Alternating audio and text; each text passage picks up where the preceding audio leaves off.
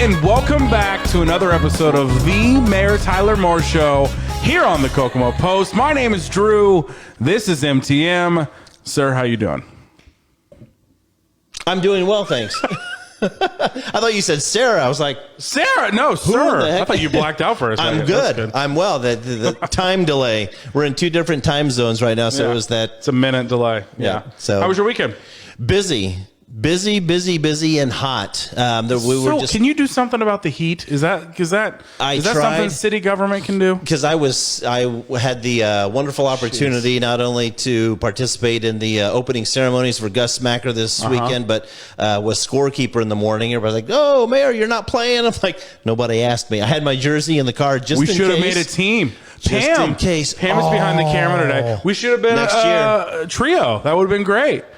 Next year. Love that. So, a number of people that toilet bowl come up that morning saying, "Mayor, really? Can you turn the air on downtown?" And come on. It was a little heated. Can you imagine if that would have been like in Memorial Gym or something like that? Oh, gosh, no. Wow. Yeah.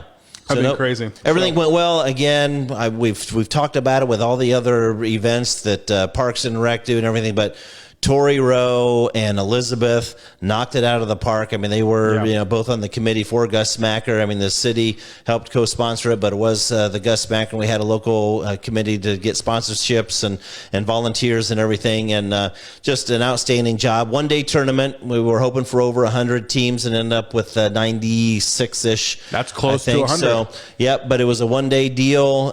Probably a good thing it was only a one-day deal. That's a lot with the of heat. teams, actually. Yeah. Like even 100. That's a lot. Did we have a lot of people from out of town, or is that mainly Kokomo people? Quite a bit out of town. Nice. I would have to get the final numbers from him, but I know the court on which I was keeping score, we had, because I was just that morning, 4 games, and I think out of the 8 teams that played on there, at least half of them were from out of town. Wow. One from Mishawaka. Very cool. All over the place. Drive. And that's the beauty of Gus Macker, and hopefully they get back to the circuit like they had before last year, set them behind because there weren't very many because of COVID. But, there are teams that literally plan their summers around Gus Macker tournaments, just going city to city in the region to play. And so hopefully now with this resurgence, if you will, of the Macker back on the square, we can become one of those destination spots. No, that's awesome. I remember I played in Gus Macker growing up. It was a good time, especially on that toilet bowl court. And I saw some pictures this weekend of like some dads that they have kids a little older than mine, and their kids were playing in Gus Macker, and they won the toilet bowl the same way. And like the dad was like, and I remember when I won the toilet bowl. And it's cool that it's been around that long, and it's cool that it's back in Kokomo again. And that's a close to 300 players in downtown Kokomo this weekend, so that was really cool to see. A lot of compliments from those from out of town as well. Enjoyed how easy it was to get downtown, and then just all that there was to offer downtown. There were a handful of businesses on the square that were open, some that were closed, just because of all the excitement and such. But no, the not one word negative about the tournament or the experience from my standpoint or sent my direction or on any post. So it was wonderful time. Good. But so that was Saturday, but then that night we were talking about Dancing with the Stars. Literacy Coalition made that happen. One of the coolest fundraising events that happens in Kokomo. It is. So, Bob Stevenson and Danielle Rule and Krista Tharp kind of led the committee to put it together. And unfortunately, they had a handful of the original couples drop out, so they brought in 3 alumni couples to perform. Wait, so Krista, she was on the board for this event? Yes. On the committee. She ended up winning. And she ended up winning. I know. Conspiracy theory. Interesting, Krista. But no, you got to have your little hands in everything, huh? I think that's part of the reason why they won. Well, but we'll let folks watch the clips of that to go to Literacy Coalition's website or Facebook page later once they have those edited, because they may edit those to keep those family friendly. But no, the Chad and Krista Tharp are a lot of fun and put a lot of effort into the event. And yes, did walk away with the People's Choice Award because they were rather entertaining. But just a good evening all in all. Bel Air, Chef Cynthia and the Yazdanis do a great job feeding everyone and entertaining and hosting. So pretty much the entire time they've had that event, yes, right? Yeah, pretty much. I mean, it hopped around. It went to Continental Ballroom was when we competed, and then went to the Event Center for a couple years, and then has landed at the Bel Air since then. I don't know. We were talking before we pushed record, I guess. Aaron and I have been asked to do that event a few times now, and I don't know. Seems like a lot. You got to work. You got to learn these routines. Yeah, sure. Leave some comments if you think we should do it, and maybe Folks, we'll think about it. Folks, let's go. Online survey. If you think Drew and Aaron Larison should be one of the couples performing and competing in next year's 2022 Dancing with the Stars event for Literacy Coalition, leave a comment. Let them know. Call Literacy Coalition because they'll start recruiting. I think it'd be perfect. Interesting. You would have fun. I don't know if I would. I know you just said, you went to the musicals and you had to endure dance. Well, I love live theater. I love going to Broadway shows and things like that. But I'll be honest, I get bored during the dance numbers. Those are my least favorite parts of the show. I don't know. Sure. We'll look into it. But you had an interesting role this year at the Dancing with the Stars. Why don't you tell them about that? They decided to throw an added little feature in to this year's event, and it's kind of falling along the lines of TV's Masked Singer.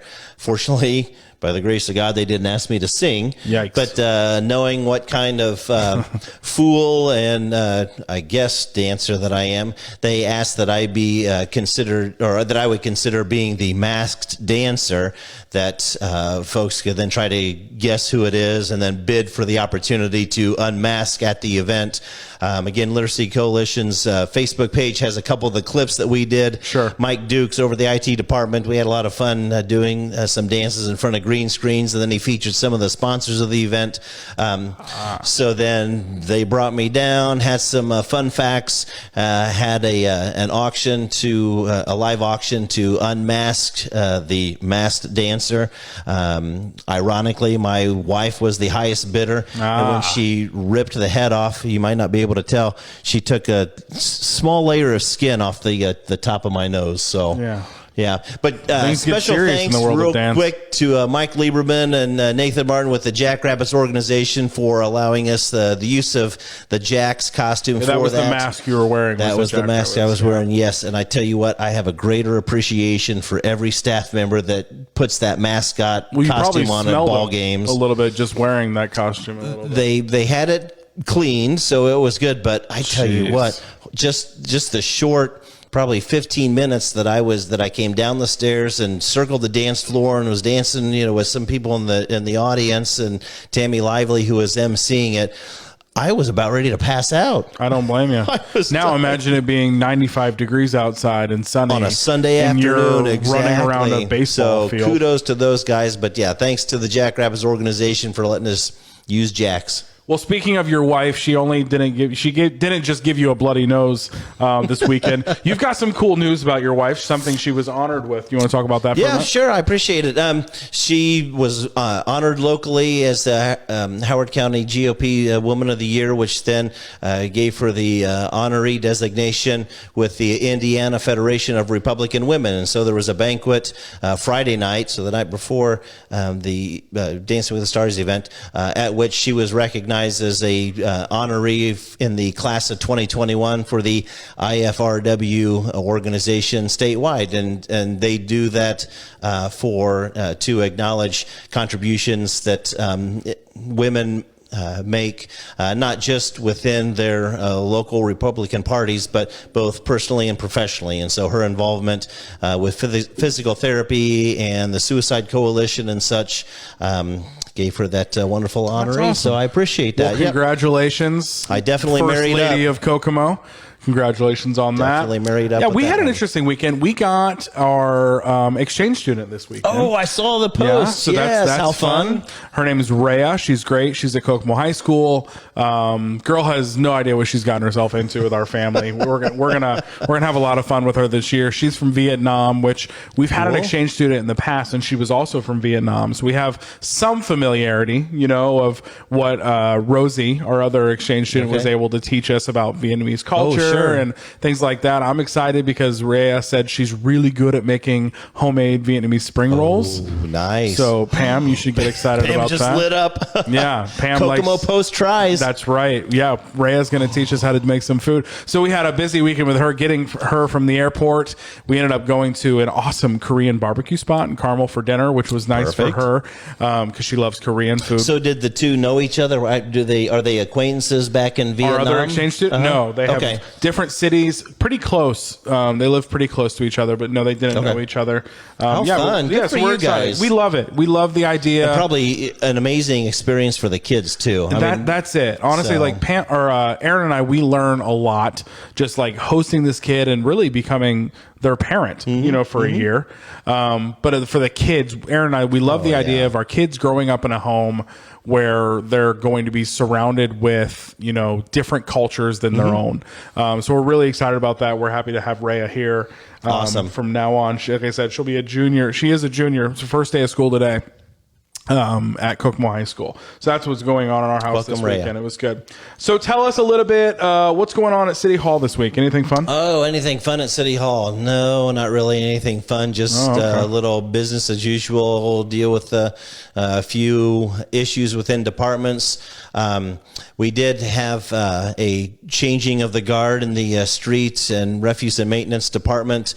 Joe Ewing, who has been with the city for just over 35 years, decided to hang up his safety vest and retire after those years. And his second in command, Clint Van Adder, will now take the helm and has been in kind of being groomed this past year and a half or so since I took over the office. Again, by the grace of God, Joe agreed to stick around for year and a half to two to help through the transition and to kind of ride it out and make sure things were in order. And couldn't have asked for a better guy to do that. I mean, really all the departments, I kept just about every department head around. I already mentioned Tori Rowe. We've often talked about Jenny Jordan. Carrie Stranahan was around, but Joe Ewing was one of them as well. We talked about this before. We've never done it. We need to start having some other City Hall staff on the show. There you Bring in Jenny Jordan, someday. I'll let you ask her. Yeah. She's gotta have to owe me a favor for something or something like that. But get Tori in here and start showing, your team of the city. I would and love that. How it all operates. We talked about that before we started, really recording and doing the show. We need to do that. I think that'd be fun. I tell them on a daily basis that how much I appreciate what they do, because I can sit up there on the third floor and and puff my chest and take credit for anything and everything in the world, but you've got a team. That team and all their staffs below them that work with them and for them really make Kokomo what we are, and the administration and level of services folks receive what they are as well. Yeah, that'd be fun. Maybe we'll start scheduling those out, and even just like a monthly employee highlight or something like that. Perfect. Awesome. You ready for some Ask the Mayor questions? I'm ready for Ask the Mayor questions. Let's get into it. We've got a few this week. So this is something we do on the show every week. If this is the first time watching,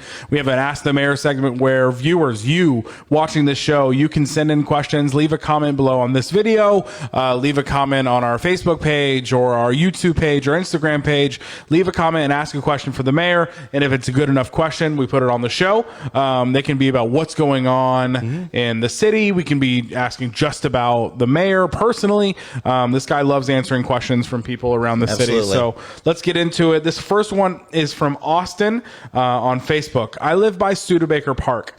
I've heard what's coming to Studebaker, and I'm really excited about it. But could we get a developer develop new homes on the lots where homes were previously demolished to help revive the neighborhood? There's a lot of abandoned lots on the northeast side. Yes. Austin on Facebook. So answer to that question is kind of twofold. I mean, the city still has an infill program. So by the generosity of Center Township, paired up with dollars from the city itself, a program was established maybe 4 or 5 years ago. And the city then identifies those particular area, vacant lots that the city takes back, because some of those lots are still owned by private owners. Sure. And so we can't just have somebody throw on and do it, but do have development agreements such that we can work with folks if they want to. But of those vacant lots that the city owns, we then identify strategically, if you will, certain neighborhoods within designated areas within which those funds can legally be used, and have started building new homes on there to revitalize the neighborhoods and to spark not only development in there but around. So yes, in and around Studebaker Park is one of the identified areas. And so with the cost of construction as we're coming out of COVID and other legalities that come into play, I know we will continue to throw a new home up in selected neighborhoods to do just that. So patience as we work our way around, and then the money from the sale of those homes then goes back into that pot again to continue to subsidize and continue the program. So we'll continue to do those. Studebaker, around any of the parks, Studebaker Park, Bon Air Park. I don't think there's any down around Maylig, but north side even that will continue to do that. But unfortunately, some of the homes are still privately owned, even if they've been demolished, and so it would just be up to those individuals if they would either sell the lots or continue to develop as the industry rebounds. Gotcha. Yeah, so a lot going on there. That's exciting. I want to do a quick ad read. We did these last week too.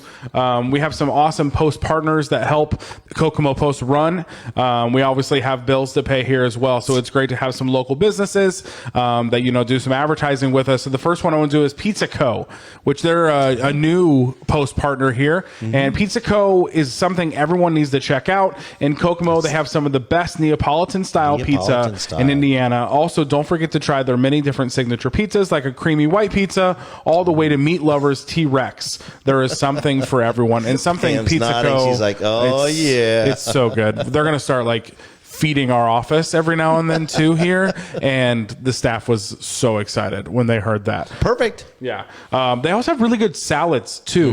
I've really learned I like pizza a lot, but I love a pizza and salad. I can't just eat pizza and breadsticks. It's so much bread, but I love a really good salad with it. And they do these chopped salads with really good toppings. Their homemade ranch is killer. Ooh, I know that's important. So we're in Indiana. So make sure to check out Pizza Co. Thanks for being a Post partner. Next up is Barlow's Barbershop. Barlow's Barber is quickly becoming a staple of the downtown Kokomo community. For a truly unique haircut or just a great barber that can take care of you, come visit Barlow's Barbershop at 111 West Sycamore Street at their new downtown location. And if you're down early on Friday for First Friday, they've got a ribbon cutting. So they're doing an official grand opening around 4:30 before the First Friday events. So stop on down and say hey to Matt. Go see Matt down at Barlow's. Really cool barbershop experience in Kokomo.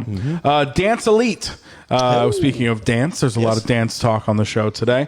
Dance Elite is a great dance school here in Kokomo. Enroll now at Dance Elite. They really have a little something for everyone. From hip-hop to ballet, you can learn so many different styles, and enrollment starts at only 3 years old. You can really feel the passion when you walk in. It's such a welcoming environment that is perfect to meet friends and have a great time. To enroll in any classes today, contact Carrie at Dance Elite Kokomo kokomo@gmail.com. There you go. So love to see that. Thank you for those post partners. We've got a few more later in the show. Next question, Michael from Facebook. What is the city doing to diversify economically and bring new sectors to Kokomo? Diversify, as in diversifying the workforce and industry, I assume. Yes. I think we've mentioned it before, and I mentioned it during campaign. We've mentioned it during the State of the Cities, and really, it's not just been my recent administration. I think that's a talking point for probably 3, 4, 5 administrations now. Our folks at Chrysler /FCA /Stellantis are great partners in the community and have done an amazing job supporting the community, and we appreciate their investment, through the years. Excuse me. But there's always the concern of having, too much of a reliance on the automotive industry. And so there's been the talk to diversify. We got really excited when Ventec came to town last year to do the ventilators. Thought maybe that was our foot in the door with the medical industry.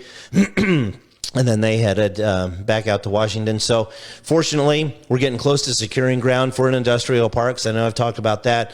And so the hope and thought is that once we get that site shovel ready, that if you develop, almost like the Field of Dream, not if you build it, they will come. If you develop it, they will come. And so there's talks that, and really, we're hoping that it would be a quicker success than not, because more times than not through the years, site selectors that are hired by companies who hope to relocate or to expand, look in the Indiana area, because Indiana statewide is a great place to do business, and as they look to Kokomo, there just hasn't been the facilities available, and so they've had to go elsewhere. And so that is the hope that maybe we can, finally land some of them. I know folks say, well, look at the GM site. Why aren't we, working with GM to open some of these facilities? In fact, there has been talk with GM by site selectors who have seen the possibility in those facilities, but due to the dating, if you will, of the facility, sometimes the door heights or ceiling heights aren't required or what they would require or need. And so there's certain restrictions, with those. And so it's not as easy as, hey, let's turn on the light, sweep up the floor and everything. Or, fortunately, like they did, redo the one plant and have Ventec step in. But by doing that, there's another site-ready facility available if something were. So we're working on it. We're trying and working closely with Charlie Sparks and the Alliance as they continue to meet with site selectors or get contacted by site selectors, and then partnering up with the county to find out how the city and county can incentivize folks to relocate here. So I've heard the term industrial park, I feel like, for a long time. Yes. And, we're finding the land for it. What makes it so difficult to start an industrial park or even find the land for it or negotiate? Like, who's all involved in that? How frequently is that being worked on in the city? Because like I said, this is something I've heard, not just your administration, many administrations past, like the idea of this industrial park. Like, tell us what makes that so difficult to do. So the difficulty, and unless it's maybe an identified area within the city with city limits where there's already infrastructure or utilities going to it, and what we're facing now is getting that infrastructure to this ground. So the water, wastewater, electric, gas, and such. And so working with the utility companies to get an idea how much it will cost to do that, and then enticing enough players, because it can be rather expensive to run. I mean, I was surprised at how much just running a gas line alone from one area of the city to another is, and so because of the initial costs, finding buckets and other partners to work with to set that up is sometimes a struggle. I know, like you said, there's been talk of a potential need for an industrial park type area that could be shovel ready for stuff, but it hasn't always been the collective priority of the players that are needed to make it happen until now. Okay. Gotcha. Next question up is from Peggy, and this is on an Instagram question. Ooh. Is he planning to let the citizens know what the city is going to spend the ARP funds on, American Rescue Plan, or do we get a chance to comment on it before the council takes a vote for approval? Peggy on Instagram. Yes, so we will plan on making projects known and available, and give folks the opportunity. Now, it will not require council to vote on it. The city council has appropriated the funds into the respective account, and ironically, this afternoon after the show, city council meets and will consider the first reading for the ordinance that will establish the plan. And the city's plan for now lists the specific or restricted uses of those funds, but does not specifically identify projects. Our concern with that was if we throw out a list of projects and then something happens and a certain project is unable to be funded or come to fruition, then it's like, whoa, wait a second, I thought you were going to do this. I thought you were, so there's the concern with that. But then at the same time, didn't want to get pigeonholed in that, and also give the council, the city council, the opportunity to weigh in. So part of what the ordinance will read tonight or include is that a subcommittee, if you will, of up to four council members will meet with myself and my team on a biweekly basis to discuss projects and the progress of those, report back to the council. So, I mean, her concern too, will we have the opportunity to comment on those? Folks are able to call me and set up a meeting, drop me an email and such if they've got some ideas. Now, there are restrictions to what those funds can be used for, and I know a lot of that was also spelled out in the county's plan that was recently released. Sure. But just like last week, we had some representatives from the League of Women Voters come in because they were asking the same thing and were concerned with what the city's plan might be. And so we had an open dialogue. They wanted to make sure that some of our non-for-profits were taken care of. They wanted to know if we were planning on anything to address homelessness, and had asked about the possibility of buildings or equipment. And so having that dialogue, they had a better understanding of where we were. But again, city council meetings are open to the public. They're the first and fourth Friday of every month, and or first and last, because there were 5 Mondays in August, and so it's tonight. But the first and last first and last Monday of every month. And folks can come in and provide comment. But again, as always, call me 456-7444 or drop me an email at mayor@cityofkokomo.org with ideas, suggestions, questions, or to schedule an appointment to come in and chat about it. Gotcha. Always open. How much money is the city getting total for that? The city got right around $19.6 million. Okay. So we've got one half of it last May. We'll get the other half this coming May. And so a lot of it will be geared towards freeing up things in the general. Obviously, we talked about hotel and conference center and the infrastructure for the industrial park. Because some of the permitted uses for that is infrastructure. I mean, that helps us to potentially fund that project without using money from the edit or general fund. We're also looking at some of the unserved areas that had been recently annexed. And when I say unserved, meaning with water and wastewater. And so that would finally get those utilities out to those neighborhoods that are still waiting, even infrastructure out to the interchange there at 26 and 31, because there's proposed development being considered out there. So information, ideas like that. Gotcha. Okay. Next question up is Peggy. Nope. That was the last one. Next one is Alex from Instagram. Would the city be able to repave the dilapidated parking lot at Phillips and Park Road and turn that into a nice little trailhead for the Walk of Excellence? Phillips and Park Road is Phillips and Park Road. Oh, yeah. Yeah, because the trail does come up from UCT Park there.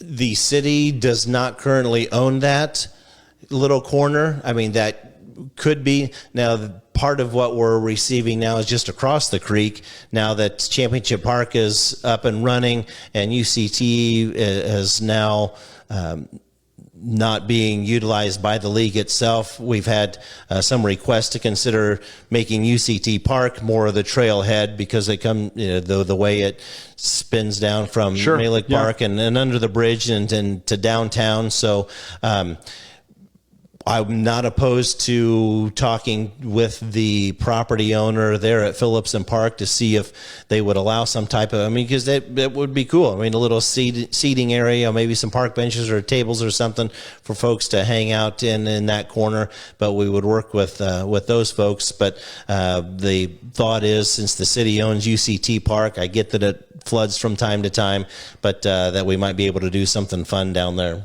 Gotcha. Next question up is from Donnie on Instagram. This is an interesting question. Okay. Kokomo has the Jackrabbits, the Bobcats, and now the Kokomo Magic, which is the women's basketball team coming. Yep. I'm not sure when they start. Yeah, I haven't talked to any of the organizers for that yet. Would we be able to get a hockey team in Kokomo in the near future? Oh, gosh. I'm guessing Donnie's not originally from here, because Hoosiers don't usually ask about things like hockey, right? And that's all right though. All around us, there are travel teams. because there are indoor rink facilities. Kokomo currently doesn't have one. That $19 million could build one. Oh, that's true. Although if we had people ask for a performing arts center or air conditioning and Memorial Gym. See, that's a great idea. Bree would really appreciate that during Bobcat season. So if a team found a facility within which to practice and play, I don't think they would be opposed to having Kokomo be the hometown for the hockey team. But unfortunately, since we only have the frozen sandlot from the end of November through January, it'd probably be a short season and small rink, but also really cold to watch a game. So never say never. No, but we just don't have a place for them to play and Donnie, practice. if you see this, please leave a comment and let me know if I'm right, that you're originally not from here asking for a hockey team. I'm going to guess somewhere East Got a lot Coast. of hockey fans in town, though. I guess I kind of, I never really watch.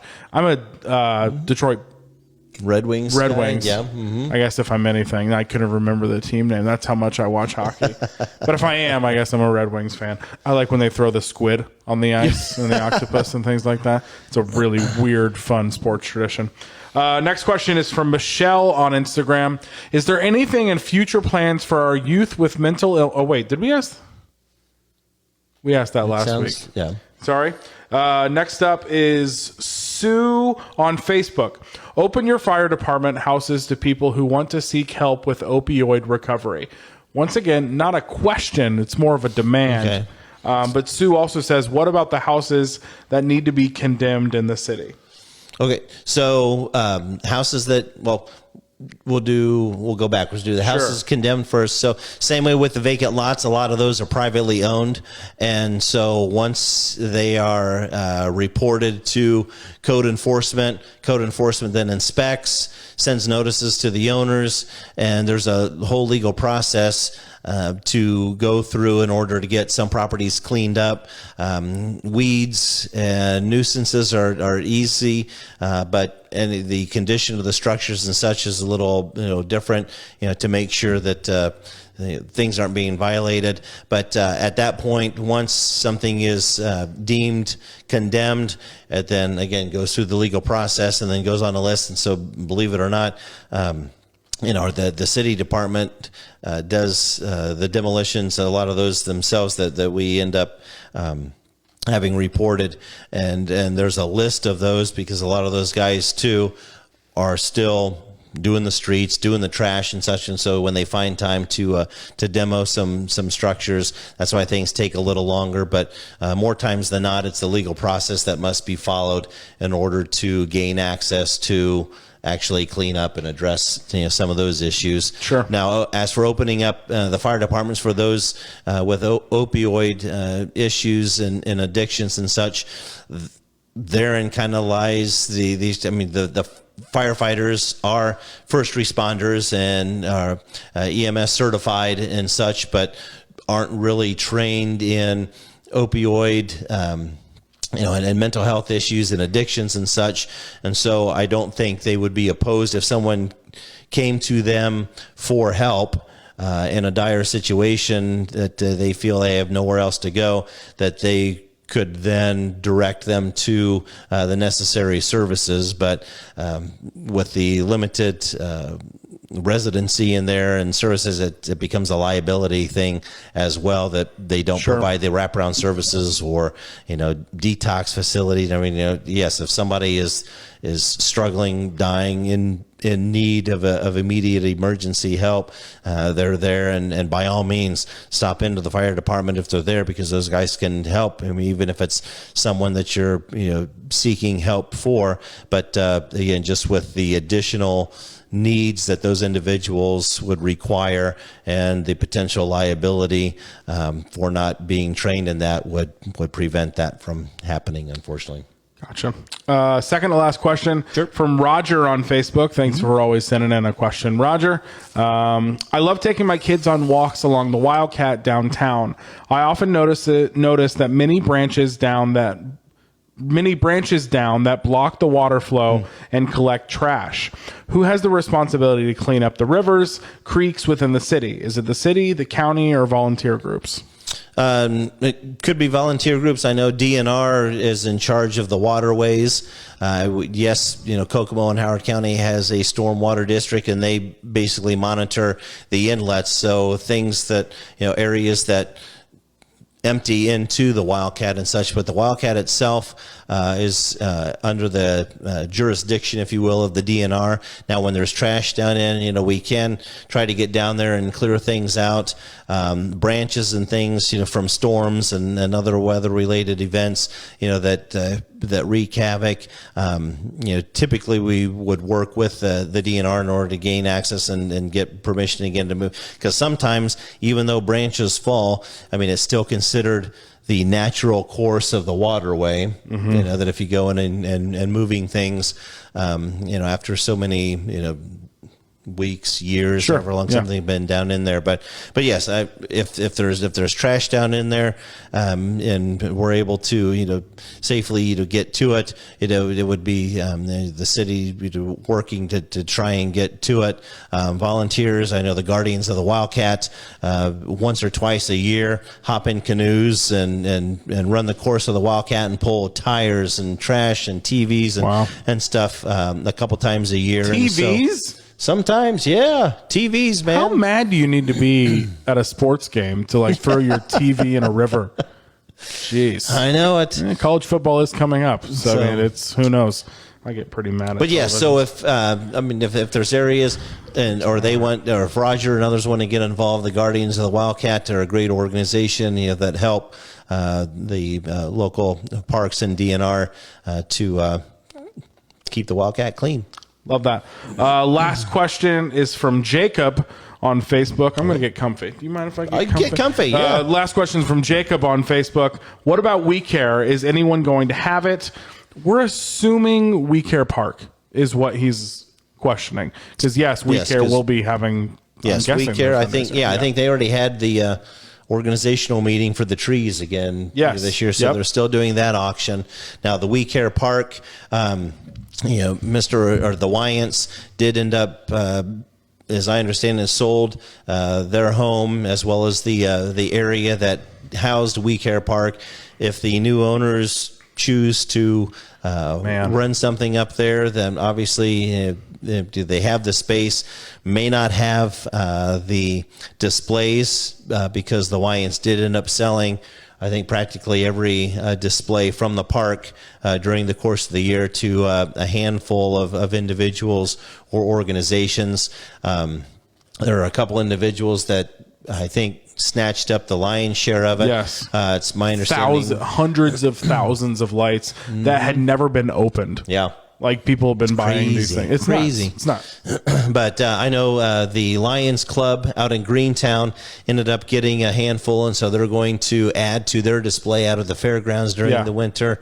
A couple other individuals. There's one gentleman I think was looking for another smaller type of lot to put a mini We Care Park on. So it may not be one large resurrection of a We Care Park. It may be small little offshoots. Well, let's talk about too. There was an announcement, the Christmas parade. Christmas parade, yes. That's happening with the city, which tell us a little bit about that. First weekend in December. And so Dave Trine, who's our operations coordinator, is getting that organized again. The committee also involves my parents and my brother, because that's something that mom and dad have been passionate about. Aww. I mean, years ago, it's a family affair. They wanted that brought Santa in on the train for a number of years. And so getting back to a Saturday afternoon parade, they have posted out on, or put notice out on social media saying that it is scheduled. You can register your float organization, group, whatever, to participate. Should we do a float, Pam? And what would we do? Oh, you could sing and dance on it. Oh, yikes. Jeez. He's Mr. Heat Miser. My He's gosh. Mr. Hot. Oh, that could be fun. Anyway. I've never done anything like that. Like the Haynes Apperson parade. Like, we've never done anything like that. We should. That'd be fun. So they're really excited because last year we got all geared up for it, and then COVID, we opted to postpone it, knowing that we wanted to still do it just as big and even better this year. And so all hands on deck, and they're taking registrations and planning. So that first Saturday in December, I forget what is it, the second, in the afternoon around 2:00, I believe. Gotcha. Maybe it's 4. Maybe they might have moved it. I take that back. I think they moved it back to like 5 or 6, because then as the sun goes down, because a lot of the floats are going to be lit. You gotta see the lights. So I think it's a 6:00. That was one of the things. I was kind of giving Rhea, our exchange student, like a super quick tour of Kokomo. Like, we went to Target, and everything I hit along the way, I was showing her what it is. And we drove by the Cyberling, and I like kind of told her, it's like one of the oldest buildings in Kokomo. It's a museum. But like the biggest thing I said is like they deck it out for Christmas with Christmas lights. And she got really excited for that. So that was exciting. Yeah, Christmas is going to be fun. We're going to do that Letters to Santa program here at the Kokomo Post again. Did you see that last year? I did. Yeah, that was fun. So we put a red mailbox outside our office. Your kids can come, and we can be your direct post office for the North Pole. So your kids can bring their letters to Santa. We'll make sure they get to Santa, because Santa actually comes to our office and reads the letters on a Facebook Live. Perfect. So that's really exciting. We're going to do that again this year. Well, it was great last year. For our first year, we had... December 4th, 6:00. 6:00 for the parade. First year, we had quite a few letters that were read, and we want to do it bigger and better this year. I want to make sure, like, this Facebook Live, just thousands of people watching. I want to make it like a really cool thing. And so your kids can watch Santa read their letter on our Facebook page. So that should be exciting. Yeah, Christmas. I don't know, man. Cool. I'm getting excited. I drank out of a Christmas mug this morning for coffee, which I didn't even realize. You're worse than Hobby Lobby. Hobby Lobby's had Christmas out for like a month now. Yeah, it was Meowie. Yeah, it was a Christmas cat, and it said Meowie Christmas. I felt very masculine this morning while I was drinking my coffee. It was great. Brought to you by Hallmark. Yes. Brought to you by just cheese in general. Cheese, all the that's cheese. Right. Yeah, but awesome. Thank you. That was Ask the Mayor. So if you, like I said at the top, if you guys have any questions for the mayor, just leave a comment below. Write us a message, write us an email, write it to our website, our YouTube, or Instagram, or Facebook page. And if it's a great question, we'll put it on the show. We really appreciate you guys always sending in so many questions for this. It was one of those things, I remember when we started the show, it was like, well, anybody going to have any questions? And we never knew. But we always have plenty of questions, so we really appreciate you guys asking those questions. And making the Ask the Mayor segment a really good time. I kind of rambled a little bit today. I think we went long, all right. so I apologize. We'll be good. Yeah, so real quick, I guess if we're running long, City Slickers was the movie you gave me. Yes. Classic. I classic love it. movie. It was really good. I mean, it was the right amount of like 90s cheesy, Hollywood humor. And toughness with Jack Palance. Yeah, sure. Yeah, I mean, Billy Crystal was Billy Crystal. It was so good. No, I really enjoyed that movie. What I always wanted to do was memorize his speech when he went to career day at the kids, and he goes, "Kids, cherish this time in your life." Because that is something you should do. It's like the Billy Madison to go to their class stay and do here that. as long as you can moment of Billy Madison. Do not grow up. Yeah. No, Billy Crystal was great in that. Great movie. It was a 91 movie, so it was definitely, to me, I guess, cheesy. I was 2 when that movie came out, showing my age there. But I mean, no, great movie. But real quick, what do we have for next week? Last time, I think one of the questions was asked if I believed in aliens. So it got me thinking of some of my favorite alien suspense movies. Interesting. And I'm going to go with Signs. Oh, with Mel Gibson great movie. and Joaquin Phoenix. Yes. Yeah, great movie. And M. Night Shyamalan, one of his first ones. Yeah. Absolutely. Yeah. Which actually, M. Night, this will be the second one because we watched Sixth Sense. Sixth Sense and now Signs. Oh man, great movie! I remember seeing that movie so theater. you have seen it. Okay. No, I'll watch it again. Though. Great movie, great movie. All right, so Signs will be the movie for next week. Make sure to watch along with us. Please do. And you can comment below what you thought about the movie if you haven't seen it yet. But if you haven't, what the heck are you doing? It's a great movie. It's a great movie, American movie. Love to see it. Swing away. Yeah, swing away. Swing away. You'll know what we're talking about if you watch the movie. So thank you for watching this episode. Let's finish it up real quick with a dad joke. Oh, because Erin's not here, but she'd yell at me if I forgot. We've had a lot of rain recently, so you know what's worse than it raining cats and dogs? What would that be? Hailing taxis. Hell! Hell! Wah, wah, wah, wah. Thank you for watching this episode of the Mayor Tyler Moore Show here on the Kokomo Post. Like I said before, if you have any questions for the mayor, make sure to leave them in a comment below or write into our Facebook page, our Instagram page, our website, our YouTube, wherever you could find us at the Kokomo Post. We appreciate you watching this, and we'll see you next time. You got it. Bye, y'all.